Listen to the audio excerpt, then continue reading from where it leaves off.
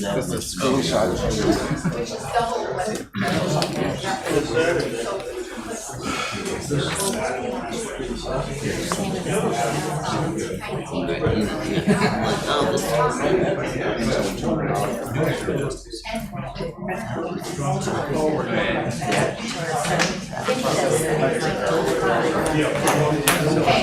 I really just kind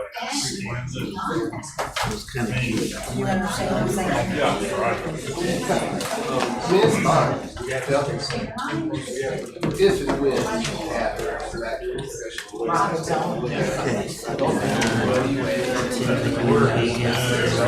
discussion. Now specifically said. Not in the business side. I don't know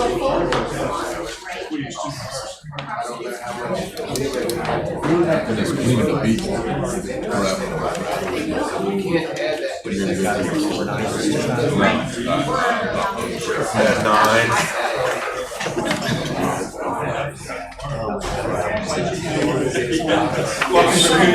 Never get a road permit, but those things are still able to squat on the license.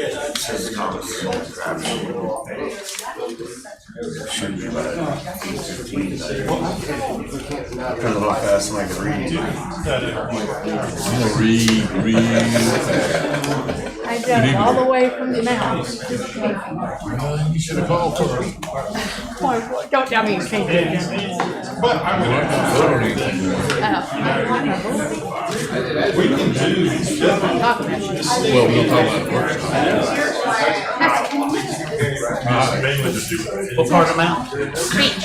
Beach Mountain? Because you have a cabin somewhere. In Henderson. Oh, in Hendersonville, okay. Downtown. Yeah, we have kind of, they nickname us the estate. So kind of a homestead, that's where our place on beach, yeah. We're on the, we're just on the backside from the slope. Down in the woods where the roads are around. We drive away, unless you're on the main drive. Which is good. It does, except for when it's dry, so that's the brand. And, the dust from it. And I'm a big hiker, and out in the woods, and I stay on the trail, but there's always roads. You gotta go down. You gotta go up and coming down hard, gravel.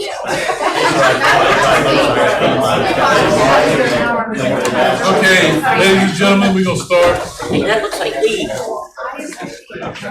You beat him. It looks like Lee Gessner. That Hey! is, who is this guy?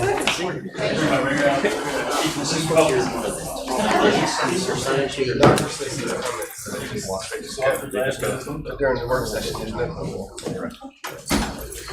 Okay. Oh, here. You guys all have You ready? Sir. All right. Wes is going to throw this up onto the screen. So the purpose of the work session tonight is to go over ordinance 2722. We're just going to do a quick review of the amendments you guys made at first reading, then some proposed amendments that staff feels like we need to address before we get at second reading. And right off the top, I just want to say that staff is asking to postpone the second reading of ordinance 27-22. And I'll explain that when we go through some of the amendments that we're proposing to maybe further refine the language, and even some more that we've discovered since this memo was written. These are follow-ups on things like coordination with the state and county regarding our requirement to show ATAX accounts, the proposed requirement to have the state certify the septic tank flow. There are a number of things that we've gotten more information about, so we may need to look at again before we adopt this ordinance. So first up are the first reading amendments. And council, if you've got a printed packet, the ordinance 27-22 starts on page 4. And we'll just skip straight to page 6, which is the first amendment that was made on. They're not in order here, but the first amended section deals with the certifications about the ordinances that the owner include. Our short-term rental registration permit requires the owner to certify that they've read certain city ordinances. On the first reading, we clarified that the alcohol ordinance is alcohol on the beach, and we added smoking on the beach, requirements for special events, and maximum occupancy. That's section I on page 6. And then in J and K, we standardized that list of ordinances so that the same ordinances the owner has to certify that he or she read, the owner is certifying that they've posted them in the rental property and certifying them that he's given a copy of the city-approved summary to all rental clients. And for J and K, we added that the owner must post in the unit the approved parking diagram and provide to the renters the approved parking diagram. On page 7, item O, this is just another standardization of that. Sorry. This is actually the property maintenance inspection. This was amended, so it's no longer requiring an inspection report. It's no longer referencing the International Property Maintenance Code. It's just saying that the owner is verifying the presence of smoke alarms, etc., and posting the rules and regulations and sprinkler inspections. Down on page 7, 7C, the requirement that the agent respond, that's been amended to say they have 30 or 60 minutes to call back rather than be on site within 30 minutes. On page 8, item J, we consolidated the two types of minimum night rentals, and now there's just one minimum night for rentals, and that's 2 nights. So that's all zoning districts. The current minimum rental period is 2 nights. And this is just again another reference to the agent responding to the city in 60 minutes rather than being physically present on site in 30 minutes. On page 10, item D, the original ordinance had required that a noise monitoring software be installed into the property after first strike. That was removed from the ordinance, and now if any noise violation occurs at a rental property, rather than be required to install noise monitoring software, the city will strongly encourage the owner to do so. And then item 3 under additional requirements, this talks about the information. Again, this is referencing the information that has to be given to the people who sign rental contracts. It's the parking diagram and then the summary of those ordinances.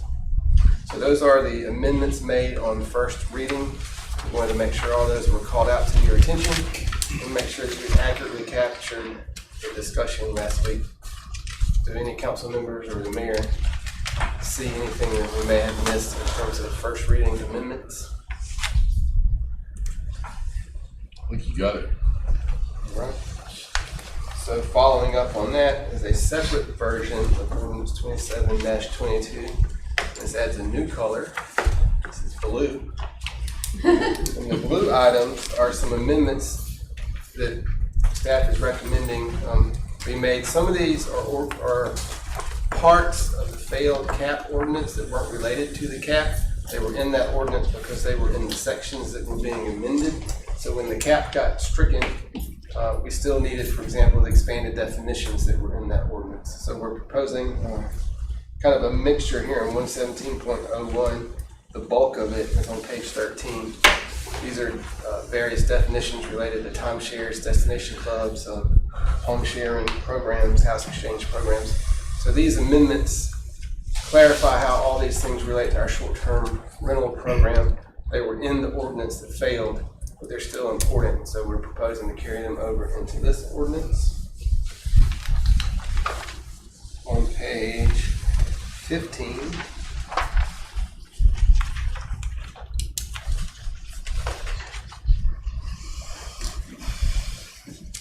the item, what's now item L, this was previously 2 separate proposals to require a Charleston County A-tax account and a South Carolina Department of Revenue account for each rental.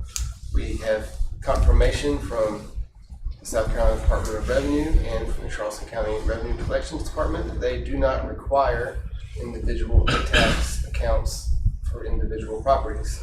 Property managers, even large national property rental companies, can and do send in one large check to these agencies, and they may or may not be broken down by payments. So the state and the county cannot confirm to us that any individual rental property has an A-tax account. They cannot confirm to us how many A-tax dollars have been paid for those properties, because currently they don't require individual reporting. So staff is proposing that the proof of A-tax payment, instead of being an account from those agencies, it can be a statement from the property manager or for the owner themselves showing the amount of taxes remitted. So that can be matched up to gross receipts.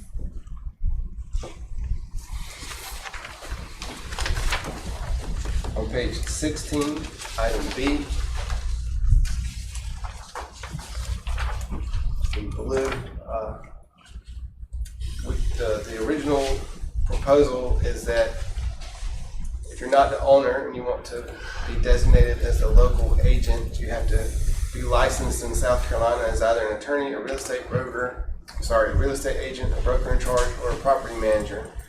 This amendment would clarify that a licensed attorney, real estate agent, broker in charge, or property manager can own the business, but the employees of those businesses can then be designated as agent.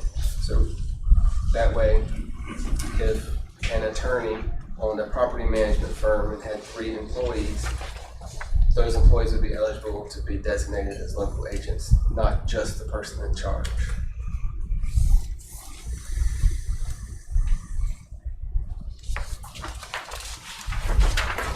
But the owner doesn't have to be there. The owner does not have to be their own agent, but they can be. Or you mean the owner of the business?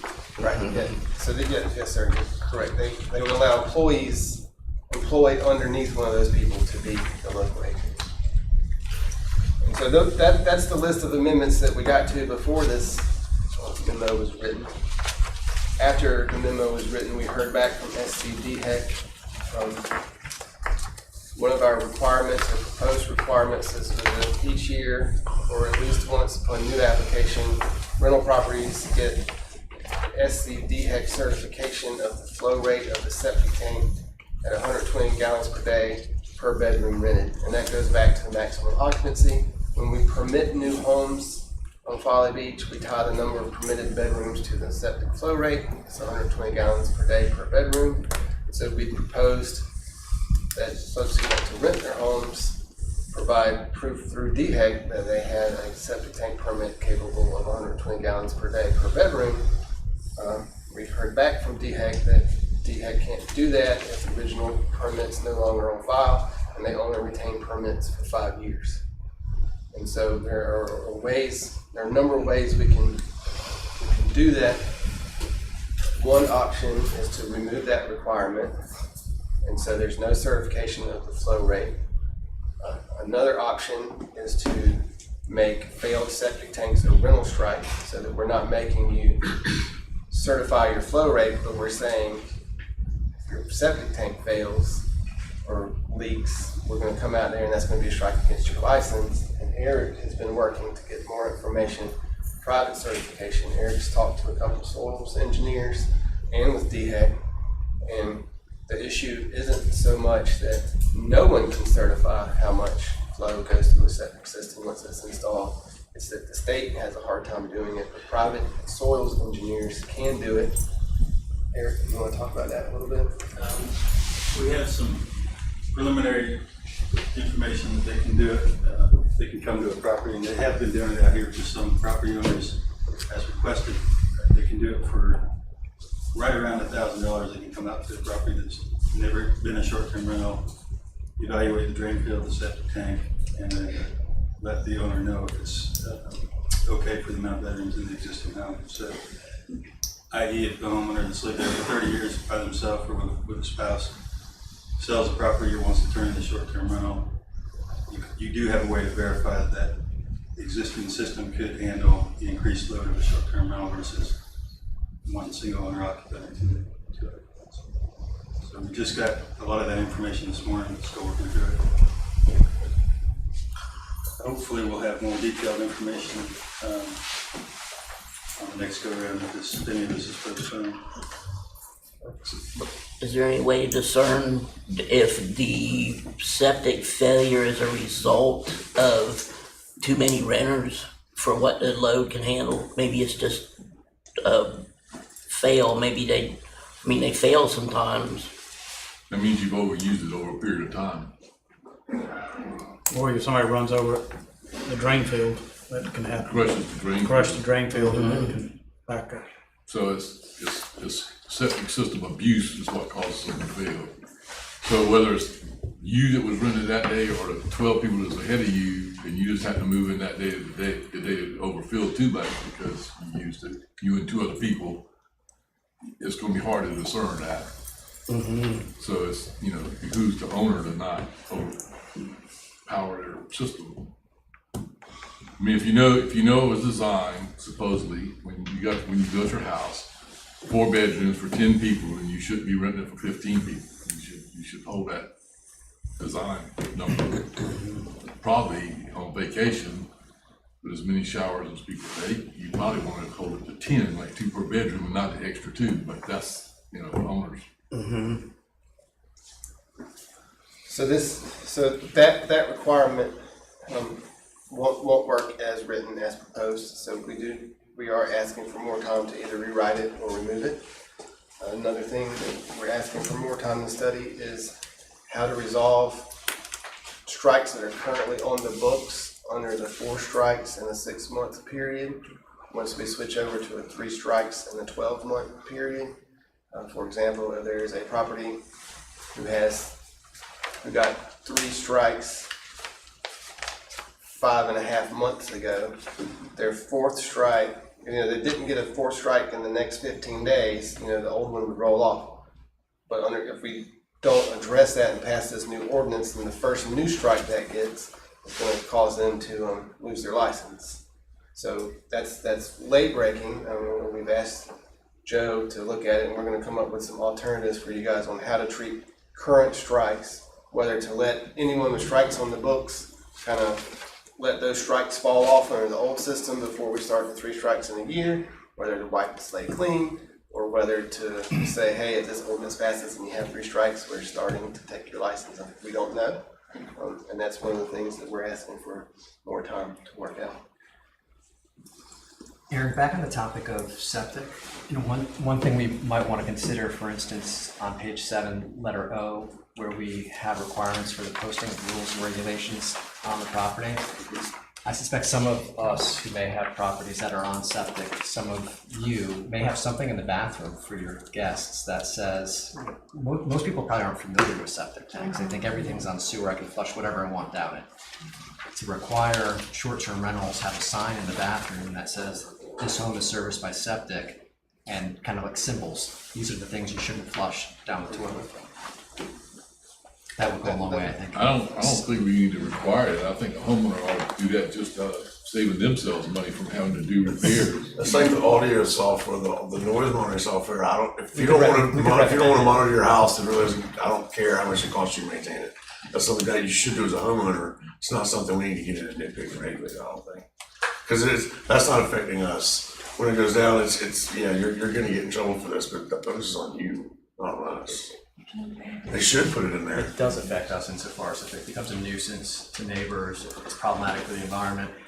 I agree, maybe it's something like the noise monitoring software that the city strongly recommends, and maybe we have a model template that they could use, and leave it at that. But you know, you call me cynical if you want to, but I've had too many people walk right by a sign 47 times. And as soon as you say, you can't do this, and they say, well, why? I said, because you just walked by that sign 47 times. What sign? Where'd you see a sign? You know, it's like, or God forbid somebody gets a parking ticket parked next to a sign that says, do not park here. And they've had that. So that's kind of like, you know, you put a sign wherever you want to, but I just don't think we ought to be trying to regulate it, because that would just be a nightmare trying to do that. As a homeowner, I would want to be regulating that stuff, because not only does that the wrong stuff going down there causes problems with septic tank, but it can also jam your drain field. So now you're talking about $4,000 or $5,000 to fix your septic system because somebody flushed diapers down the toilet.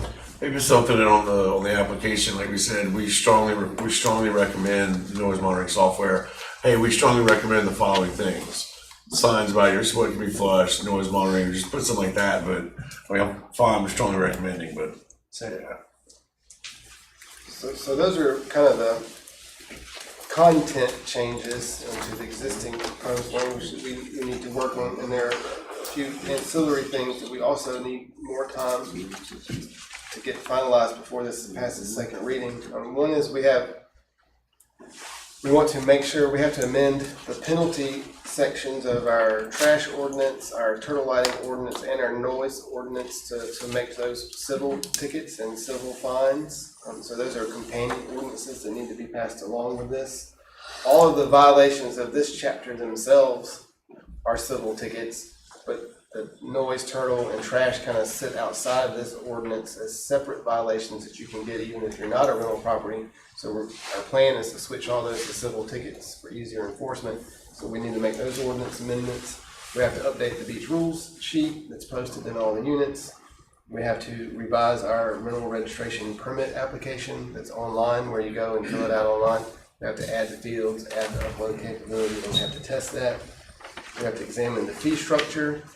We completed today a review of the short-term rental permit fees for all the jurisdictions in Charleston County. That's their licensing fees and their special permit fees. And so we have a nice presentation for that we're working on, and we'll give you guys what everyone else does. We'll discuss the benefits, pros and cons of impact-based things. You know, is it the number of bedrooms, or is it the number of rental nights, or is it a flat fee? Just from Charleston County and nationally, a flat fee seems to be the most common. But we've got some of that information. We need more time to work that out. And then the structure and the cost of the short-term rental team. And that leads to the next part of the presentation to kind of set the stage for discussion of how many people we're going to hire, or we need to hire, what will they be doing, and how much will that cost.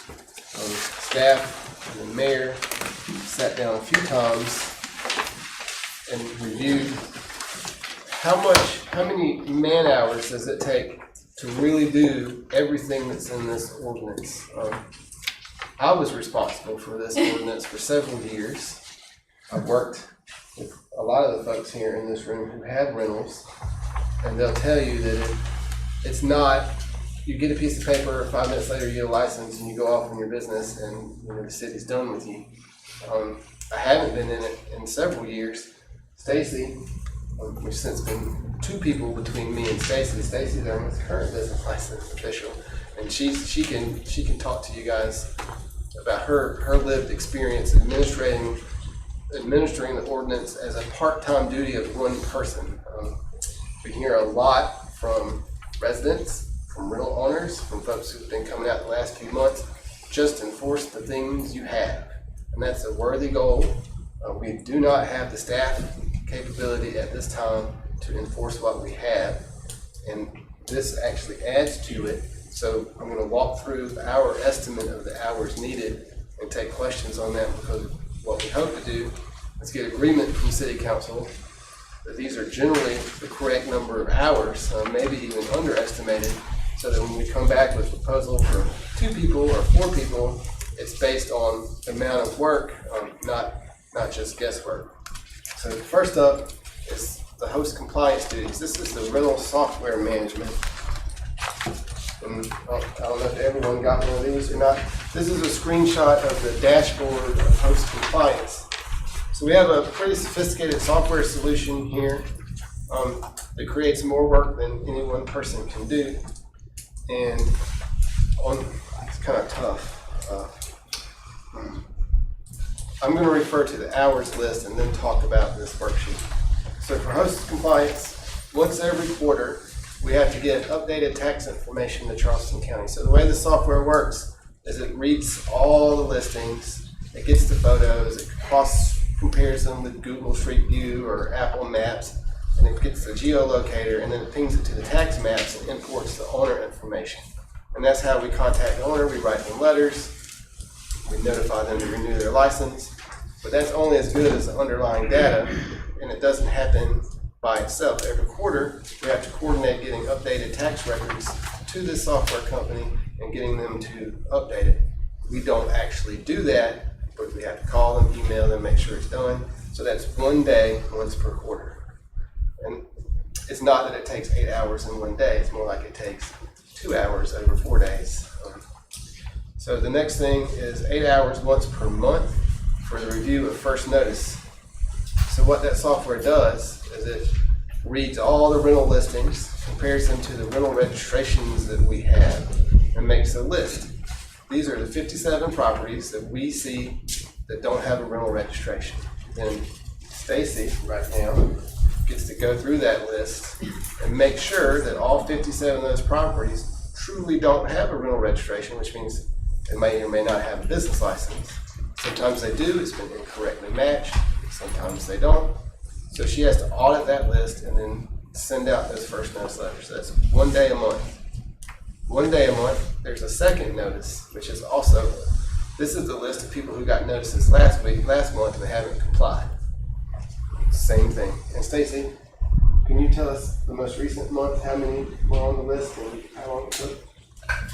I did the first letter last week, and there were 20 listings on there, and out of those 20, only 8 truly needed a first letter. But out of all of those 2, either the owner information was incorrect, maybe it was the Folly street address for mailing the letter, but instead of the post office box, the owner information was incorrect.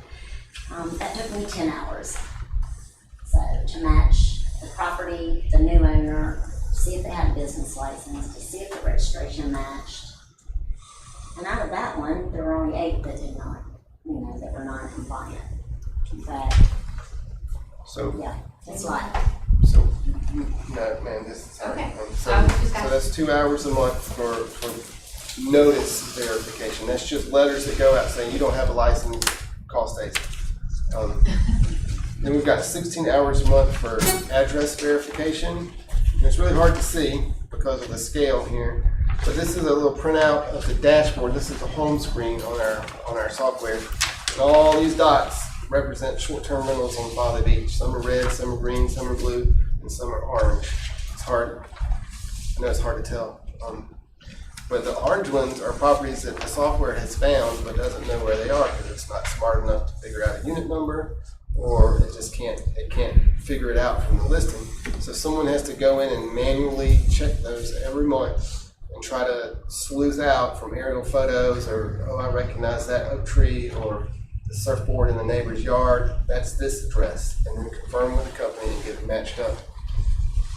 And of course, none of these are static. If you did it all this month and you came back next month, it's different because it finds new listings every night. So we've estimated 2 days a month we've got 79 right now that don't have addresses. And sometimes it's really easy. I know what the mayor's house looks like. If I saw that one on STR without an address, I could very quickly in 5 minutes say, no, that's this address. But if it's just some random house that the business license official doesn't know, it takes time to track these things down. So we've got 2 hours a month for address verification. And then we've got, 2 days a month. 2 days a month for reconciliation. And this is going through and making sure the rental registrations match the business licenses, and the LLC listed on the registration is actually the owner who's listed as the owner of the LLC on the business license. There are many, many, many ways that paperwork doesn't match up. So 2 days worth of work a month just to make sure the licenses and the registrations are all the same and apples to apples, so the software can accurately match them. And 1 day a week for registration approval. This isn't just going and clicking a button to hit approve.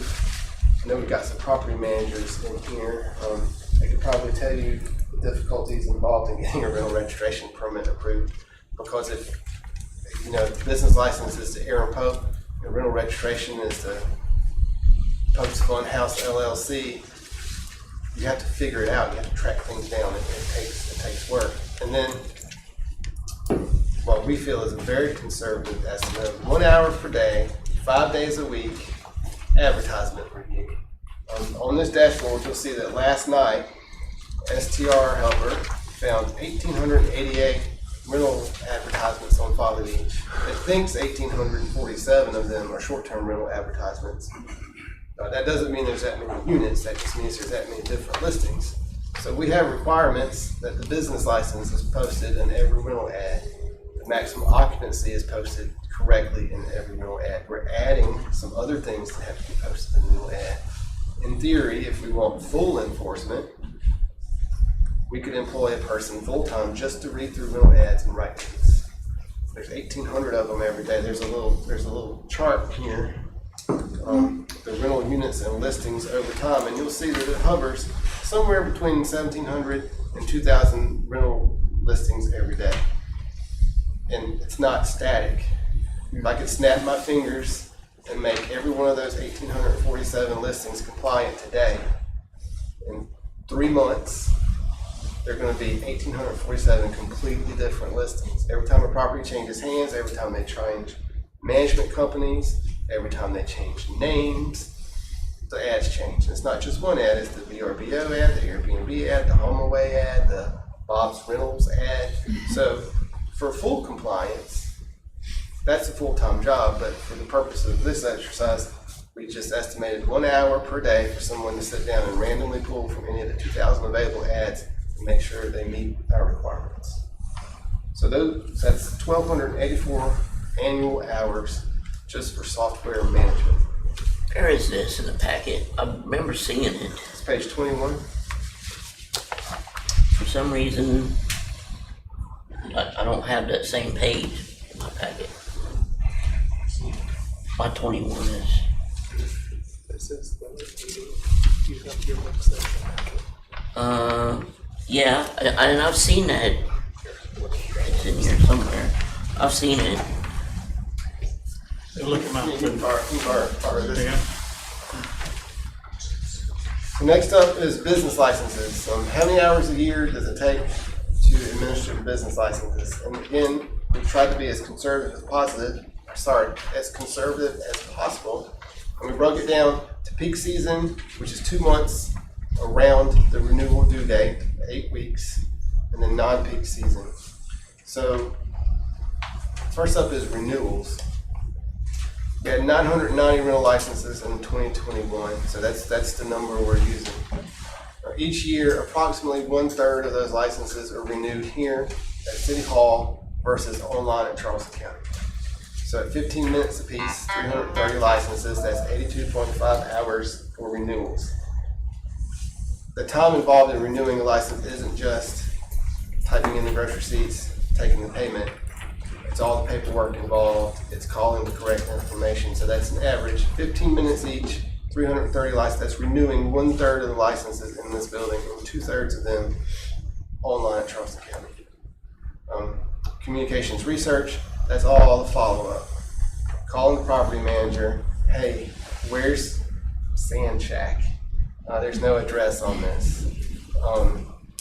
Hey, who's the owner for this property? You've applied and you've listed your rental agent as the owner. We're missing a social security number. Many things. So at just 2.5 hours a day, 5 days a week for 2 months, that's 100 hours. New licenses take a little more work than a renewal. There's more paperwork involved. And so if only 1/5 of the new rental licenses come through the door every year, that's a 20% churn in rental properties. And that could be because they got a new owner, because the owner sold them to his wife, her husband, and an LLC. Lots of things change. People get new licenses. So if only 20% of the licenses change hands every year, that's 198 licenses at 30 minutes each. It's 99 hours. And then post-peak, a conservative estimate, 10 new licenses a month, 30 minutes each, 60 hours, and then only 1 hour a day the rest of the year tracking people down to resolve their paperwork issues, get them to fax you something, email it, scan it so you can read it. Only 1 hour per day for the rest of the year. That's 220 hours, so that's 561 hours needed for license administration on an annual basis. And then we have our rental registration permits. The rental registration permits are actually more involved than the licenses, and they're going to be even more involved when we pass this ordinance. So during peak season, we've got, we have to touch all of them. Every year, every rental, whether it's new or renewal, has to get a rental registration permit that has to be processed to the city. We've estimated 1 hour each. From my experience, I believe that's a conservative estimate. Stacy, for your experience, how long does it take you for all the moving pieces for a rental registration? If I'm not interrupted, that'd be good, 45 minutes. So that's 990 hours. Communications and research, this is just the odds and ends. That's 2.5 hours a day for 2 months, 100 hours. Post-peak, to go along with those 10 new licenses every month, there's 10 new registrations every month. It's another 120 hours. And then for the rest of the year, we're assuming that the rental team or someone is only spending 1 hour a day following up on rental registrations. That's 220 hours annually, for 230 hours. And then we have code enforcement, and this is average per day over a year. And again, we've tried to be as conservative as possible on this, so that we're not overstating the hours worked. And we've got the peak season as being 28 weeks or 7 months. That's March, April, May, June, July, August, and September. We've heard a lot of testimony during this process of folks who reminded us that rentals go on year round, and when the summer's not here, we get a lot of 1 night and 2 night rentals. But for the sake of this, we assume that peak season for rentals is the 7 months from March to September. 3 hours per day, 6 days a week, noise and nuisance complaints. So the code enforcement team, we're assuming that they'll spend 3 hours of the day, every day but Sunday, tracking down noise and nuisance complaints for 7 months. That's 504 hours. Special event permit check, which doesn't happen right now. This is monitoring the list of special event permits that come in for short-term rentals, making sure that there are only 25 people now instead of 49, making sure there's no illegal parking, making sure there's no amplified music, which kind of bleeds over to the noise, but that would be 2 hours a day, and that's just on Thursday, Friday, and Saturday.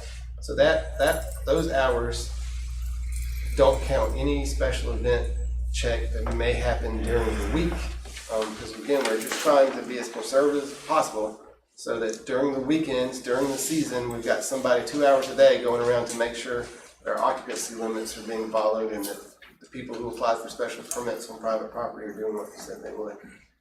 Trash cans, this is 4 hours a day, 2 days a week after garbage pickup.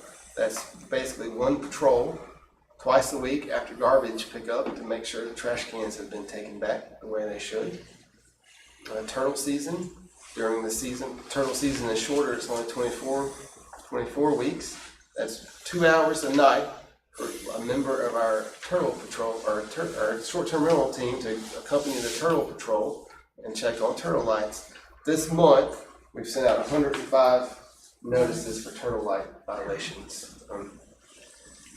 That's just this month, and those are currently coming in from the Who turtle. does those monitoring now? The turtle patrol does it, but unfortunately, they tend to patrol towards dawn, and when they take a picture and the sun's up and the light's on, it's harder for us to say that's a violation. That's more of a, hey, please don't leave this on at night. Okay. So Stacy's actually gone out there at nighttime. Yeah, 4:30 Stacy. a.m., Gary, 5 a.m., 6 a.m., 11 p.m. And actually, I've appreciated some of the property managers that have also come out when they've had a violation to see. And one actually got to see a turtle coming up, and a light was on, and it turned around. Oh, So it's very informative. So those are the estimated hours for the busy season. And then we tried to be, again, drive this down to be very conservative. We're saying that for the rest of the year, October, November, December, January, and February, we don't want to spend 1 hour a day. This is an average. Guys, it could be 5 hours one day, no hours the next day. But 1 hour a day on noise complaints, that's 144 hours. 1 hour per day riding around spot checking trash cans, 1 hour per day, 3 days a week, checking on special events. So those are our off-season estimates. And then the last line item here is field verification. And we've got 990 rentals. They're all going to be submitting to us a parking plan. They're all going to be certifying their septic tank is protected from parking. They're all going to be certifying that they've got rules posted on the refrigerator, possibly in the bathroom. So in theory, if we are to check that for compliance, we need this randomly audit. And there's 990 rentals. If it took 45 minutes each to go make sure these folks were doing what they say they're doing, that would take 742 hours. So for code enforcement, we've got an estimate of 2,238.5 hours. And then on the administrative end, this is administration mostly related to code enforcement, but there are some non-code enforcement things here. And this is, again, we tried hard to Be conservative. So if these folks are out there reading ads for 1 hour a day, and in their 1 hour of reading ads, they find 2 ads that are wrong, and it takes them 15 minutes to get that ad, get the documentation, get the ticket ready, get the letter ready, and send it out the door. If they just do 2 tickets a day, year-round, that's 130 hours. Same with trash cans after they get back from their patrol. If on the entire island there were only 2 trash cans that were out of place on that day, and it took them 15 minutes to get the paperwork and send the ticket, that's 130 hours. Turtle season, we haven't been writing tickets, but we sent out 105 notices this month. That's two turtle tickets per day for lights at night, 15 minutes. Add up all those up, that's 1,280 tickets. Now these are all civil violations and they've got to go to court. To prepare for court, you've got to meet with the prosecutor, you've got to get your file in order. So we estimated 1 hour for each one of those tickets to get ready to go to court. It's 1,280 hours. If we go to court and the judge decides that we're being too hard, writing 2 tickets per day, and for a total of 6 tickets per day for various things, and she throws out 2/3 of those tickets, that's 427 convictions, which then have to be turned into rental strikes, mailed out to the owner. So we've got 1 hour of follow-up for 1/3 of the 1,280 tickets. It's 427 hours. Then once you get a strike, the owner calls, what's this? No one told me they were being loud. Or there's always follow-up to a strike. People have questions they want to know. So we gave ourselves 15 minutes to respond to questions or emails or phone calls regarding the strikes we sent out. It's 106 hours. And then the remaining things, we require every rental agency to maintain records for every rental contract for up to a year. I can say truthfully and then publicly that, to my knowledge, there's never been an audit of a rental company on Folly Beach to show us, please show me 17 packets of the information you gave to your rentals. We require by ordinance, but we've never followed up. So if we just do that twice a week, 2 times for, there's 990 rentals out here, and we just select 2 of them per week, and it takes 1 hour to solicit that information, get it, and review it from compliance, and sign off one way or the other. That's 260 hours. And then these are, minor but important to note. Every year we have to prepare an annual property tax notice that goes out with the property tax bills. We have to get it to the printer, coordinate it to go into the Charleston County tax records. That takes about 1 full work day. And then we also have to do an annual renewal notice where we remind everyone to renew their license, renew their permit. So administrative work, that's 3,153 hours. So if you add up all the categories, it's about 8,600 hours of job duties for fuller enforcement than we have now. So Aaron, it sounds as if you're weaving in and out of actual tickets written versus projected tickets. The actual tickets you're using, are those strictly short-term rental related versus Yes. some resident? That would be strictly short-term rental. We're saying that on the day that the guy goes out on his 4-hour trash patrol, he only finds 2 trash cans out of place at rental properties. So none of this is all violations. We tried to restrict it to the number that could be reasonably expected to be written to rental properties. Can you expand the first item beneath code enforcement, peak season, 3 hours per day, 6 days, no Sundays, 28 weeks? So if it were 3 hours per day, what 3 hours would it be? So that's an average over time. Andrew, could you explain how noise? And just to complaints work? piggyback on that, obviously where I'm headed is especially no Sundays. I'm sure one of our most problematic points is between 12:01 a.m. and 3 a.m. on Sunday following people having been out in Yeah, bars. and just for clarification, that's not saying there won't be any noise enforcement on a Sunday. That's for the purposes of this estimate, we only counted 3 hours for 6 days a week instead of 3 hours for 7 days a week.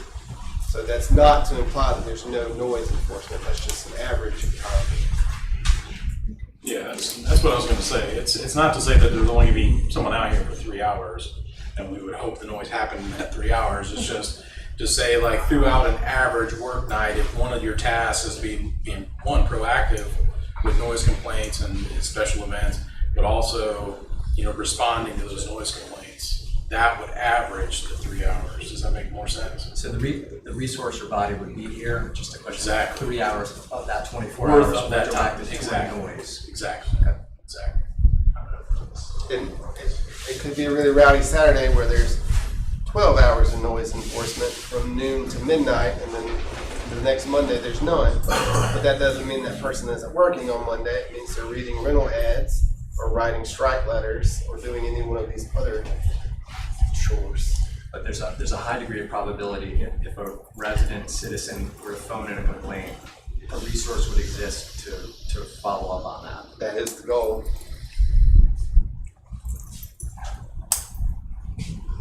It wouldn't be locking up trucks or the jail, et cetera, et cetera. True fault. I suppose you can tell me this is an unfair question and it's too soon and no one really has a crystal ball. But this seems like kind of a lowball assessment, just in my gut reaction. I've ridden around, I've been out on the road, I've seen sort of the reality of the situation. So in my mind, it yields like a 5.5, almost 6 staff members. In my little formula that I'd use for class size or whatever, as far as in my old life, this times this and faculty ratios. So if this is not fair now, but we're looking at about that sort of like 5-ish. Before we got into the size of the team or the shift schedule or any of that, we wanted to establish a baseline minimum agreed upon amount of work. We didn't want, it's kind of a chicken and egg problem. We didn't want to walk in the door and say, we want to hire 5 people. Right. And then everyone say, well, there's no way we're going to employ 5 people. So this is meant to be a minimum example of what it's going to take for full enforcement. A full-time employee works 2,080 hours a year. So just here, we have enough work for we have enough hours to fill 4 full-time employees. Not saying they're all 7 to 3 or nothing. This is just the amount of man hours for a minimum level of quote complete enforcement is 4 full-time jobs. And then, let's just say it's not like a nice scene, I'm just saying.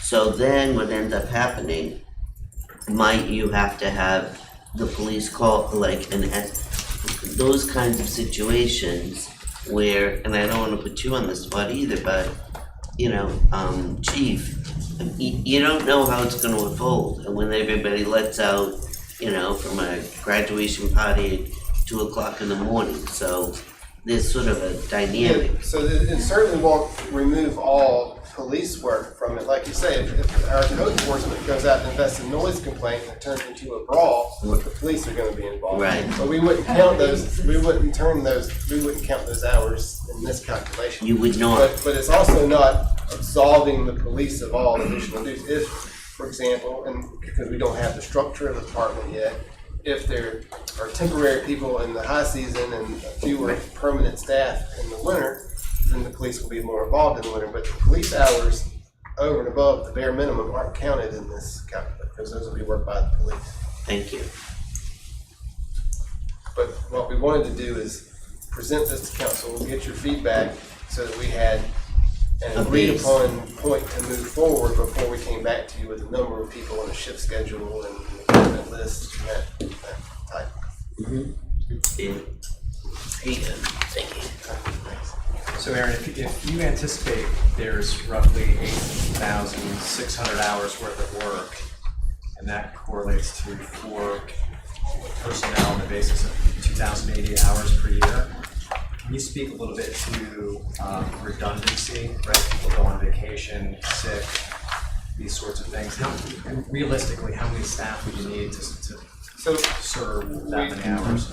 We have not gotten into any sort of shift work, body count, anything. Right now, we're presenting what we feel is the minimum amount of hours needed, and the next thing we're gonna come back is say, to cover this minimum hours, we need this many people, because sometimes people go on vacation. That's what they do. We're not there yet. We didn't wanna go any further than this until council had seen it and agreed to it. Yeah, I mean, keep a reasonable contingency. COVID or vacation or possibly a storm. And I'm sure you got input from Yeah, this was, these two dudes. I actually walked it back from Yeah. our last group meeting. Okay. All the department heads and the mayor have met on this several Okay. times. Cool. And I've actually walked it back. Okay, that's good. It's good to know. Because that answer is going to have bearing Yep. on where we set the fees, right? For 6% properties, some people have said $1,600 is too much, it should be on scale. Hopefully $1,600 is enough. Well, once we use this to have a proposed department structure, we'll come back to you guys and say, this is how much money we need. Right. And this is how we'll raise it. And this is another reason why we're asking to postpone the ordinance tonight, because if it passes second reading tonight, we're not ready to fully enforce it. Any other questions, Aaron? One other that's not related to this exhibit. So back on page 5. Which one? Oh, sorry. The first one or the second? Let's go to the first one. It just happens to be where I'm looking. Where we have the requirement to issue a rental registration for new business license. You have to have adequate parking on site. So I just wanted to cover the example whereby you have a short-term rental, it has 5 bedrooms, it can sleep lawfully 12, it's on septic, but the parking plan indicates there's only 3 off-street spots. I just want to make certain from the staff perspective, we won't deny that application, but rather we would default to a lower level, if that makes sense. So in other words, if it lawfully sleep 12, but there's only parking for 6, right, there's 3 cars, that we would authorize it as a short-term rental to sleep 6, not deny it outright. Does that make sense? The number of parking spaces required is based on the number of bedrooms. Correct. So what if a house had 5 bedrooms, but only 3 spots? Would we say you can't be a short-term rental versus you can be a short-term rental, but you can only rent to 6, you can only advertise 6 people, and we're going to enforce on the basis It of has 6 to people. match the number of bedrooms advertised. Correct. But that's what he's saying. So if they're advertising 3 bedrooms, they only need 3 Even parking though they spaces. have But 5. that's what he's saying. You would not say you can't have a license, but you can only have a license for 3 bedrooms, not 5. Right, yes, that's correct. So no, As written. You can't pull out the futon in the living room and The- add 2 more people. Like say if you have 2 bedrooms, you could max 6. That's what's currently in place and is what proposed to continue an overnight occupancy limit of 2 people per bedroom plus 2. Okay, So if you've got 2 bedrooms and 7 bunk beds in bedroom number 3, your maximum occupancy is still, you got a 3-bedroom house, but one of them has 8 beds in it, it's still 8 people because it's 3 bedrooms plus 2. yeah, I've seen some of those ads, Yeah. the pictures of the bunk beds in the room. But we're tying parking spaces to bedrooms now. That's official. It's in here so far. Because I didn't think we'd gone that far. So what happens to the 2 parents with 4 kids in a minivan? What? All right, I'm just, never mind. I'll bring it up when the time comes. I'll look a little more into it, but I just. 2 parents, 4 kids. I was thinking the owners only bringing 1 car, but they're using, never mind. I'll wait till it comes up. It's not today. So the number of parking spaces per bedroom is. I didn't know we were fully taking that on, like you have to have a parking space per bedroom. I didn't know we got that. Well, we were saying that because of the septic tank system. That's what your septic tank's supposed to Right. be designed for. So if you're only bringing I just- 1 there's- minivan, I know, I see what you're saying. I got you. Well, have you seen the circus, the little bitty car where 20 clowns can get out? I was saying there's little things, I think we're gonna have a little more conversation about that next time when we get back. And the 1 per bedroom comes from our requirements for new construction. I remember the bedroom requirement in advertising, I'm fine with that. I didn't know we had officially tied it to parking yet. All right. So when we do come up, I think that will involve a little more conversation. We'll add it to the list for, It's already on there. any other questions? No. All right, guys, you got 5. 6.